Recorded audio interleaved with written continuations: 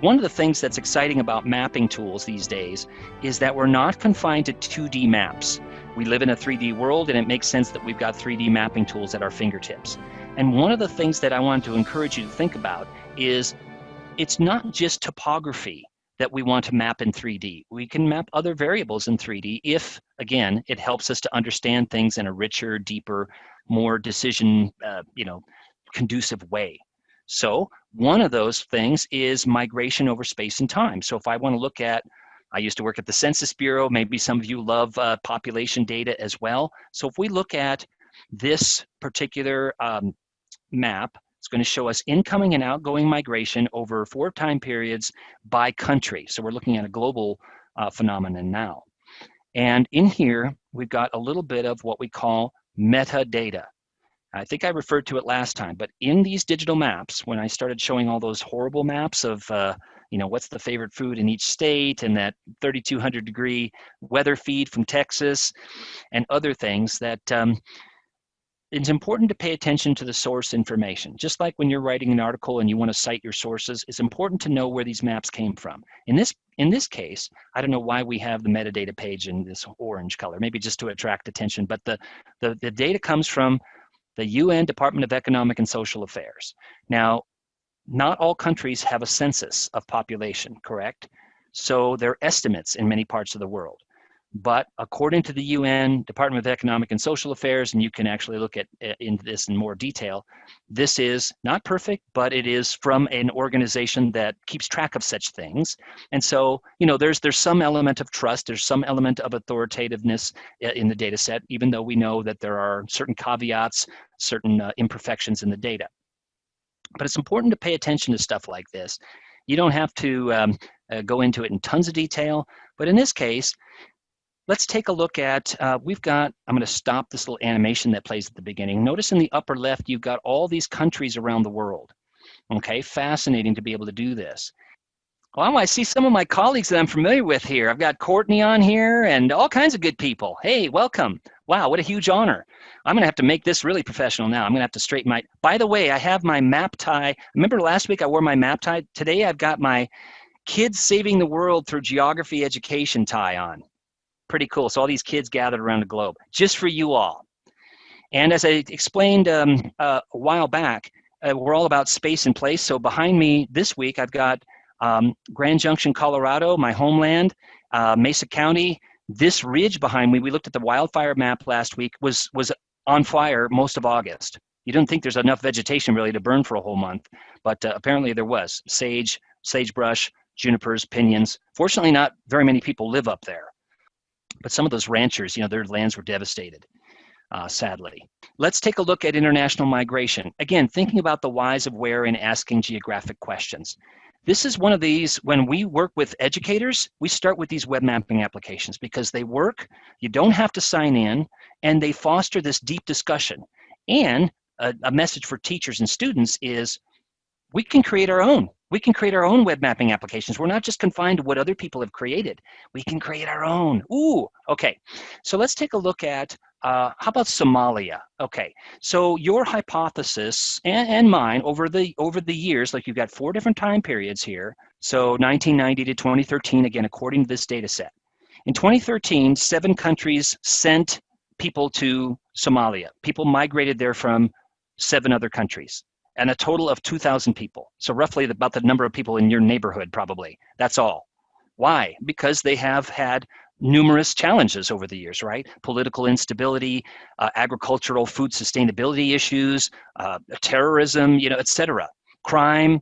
Okay. Now, when we work with, like Courtney and I have been chatting about, working with younger students, a lot of times they say, they kind of picture the world in this sort of A versus B. Well, if it's so bad there, why doesn't everybody leave? And then I like to have this discussion with them about, okay, well, how bad would it have to get in Colorado or wherever you live for you to leave everything, all your loved ones behind and everything you own? How bad would it have to get? And do you have the financial resources to leave? So it's not as simple, right, as some folks, students and others, think. So that's what's nice about this. We can have these discussions that go way beyond the geotechnology. Okay, so if 7 countries sent people to Somalia, my hypothesis is that more people left. Not everybody leaves for the reasons we talked about, but the outbound is going to be higher, and indeed it is. And sometimes it's easier actually to look at things in 2D. We'll go there in a minute. But one of the reasons why I think this map is compelling is that you've got these, as you can see, we're using a dark gray base map. So the orange-ish, greenish lines with the migration really stand out. Yeah. And so here, okay, I'm going to switch it to 2D and see what that looks like. Sometimes it's a little bit easier to understand in 2D, sometimes in 3D. It just depends on your goals. But look, we can hover over again, and we've got data, right? This is an intelligent mapping system. So we've got data for these countries. And in this case, okay, we talked about the UAE a little bit ago. You folks know as well as I do that there is a lot of infrastructure being built, and there's a lot of land being converted to ag and all kinds of other things going on there. So they didn't have a very big population. A lot of their labor force is imported, right? It's from overseas, it's from internationals. And so when I was there, I was working with educators, and a good 80% were from Germany, Ireland, India, elsewhere. Many of them owned property in the UAE, and they had long-term teaching contracts. But the point is, there were very few locals. And so you can kind of see that if you compared, the international migration to the UAE from Somalia or anywhere else in the world for that matter. But isn't this fascinating to look at? Okay, we've got, wow, just hovering over the UAE, inbound 7 million, outbound 131,000, as opposed to a place like Somalia where we were just looking at the outbound was vastly more than the inbound. For reasons we talked about and other reasons we could investigate. Let's take a look at one more. I was working down in Australia. Good on you, mate. She'll be right. About a year ago, and the immigration to Australia, so inbound, take a look at South Asia. So we're looking at 1990, and as you know, and this is another discussion we can have with students, who are the original settlers in Australia? We talk about the Aboriginals, and then we talk about the initial migration from the UK and Ireland, and some students know this, and we have a discussion about, a lot of the early ones were convicts, right, that were sent on these convict ships from England and so on. So for years, there was a lot of migration from Western Europe and Northern Europe. But taking a look recently, 1990, take a look at India, Southeast Asia. As I pan over these years, notice that those bubbles get higher or bigger because there's now more migration from India, Vietnam, China, Laos, etc.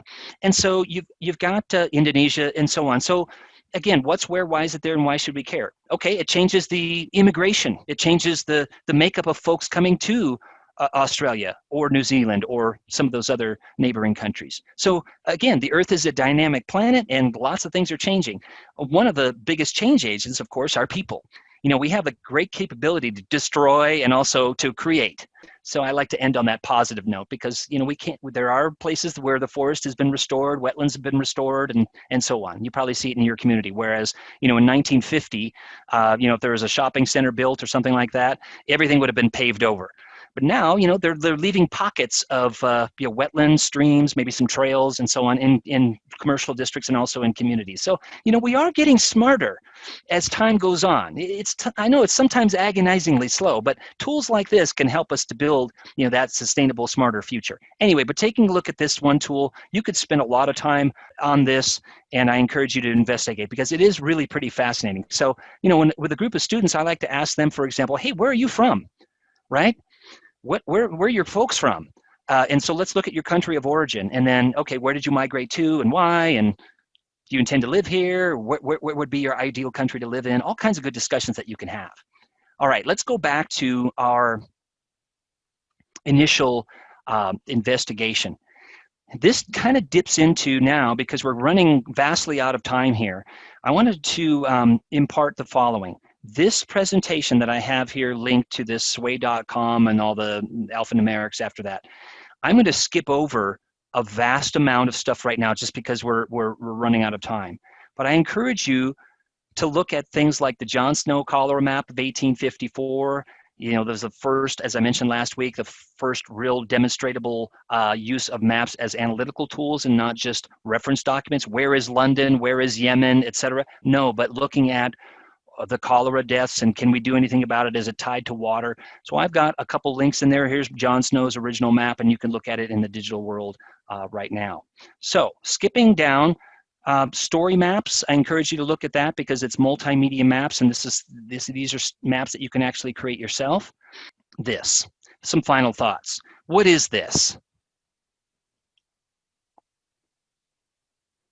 Oh, thanks for the kind words. This is an old Mac, okay, in the interest of time. It's now a doorstop. I actually took this picture in an Asheville high school because I thought this is perfect. I'll be able to use this. The point I'm making here is don't get too attached to the tools. The tools will change. These mapping tools evolve rapidly, but the point is this tool right here is the most important tool. When you're investigating our world through these digital maps and these visualizations, think spatially. Think critically about maps. Think spatially about maps. Don't get too attached to, oh, this tool has to be over here like Joseph showed in the Wayback Imagery. Maybe next year it'll be over on the right side. Don't worry about it. They're pretty intuitive, and the point is to use these maps to investigate and don't get too locked up into the tools.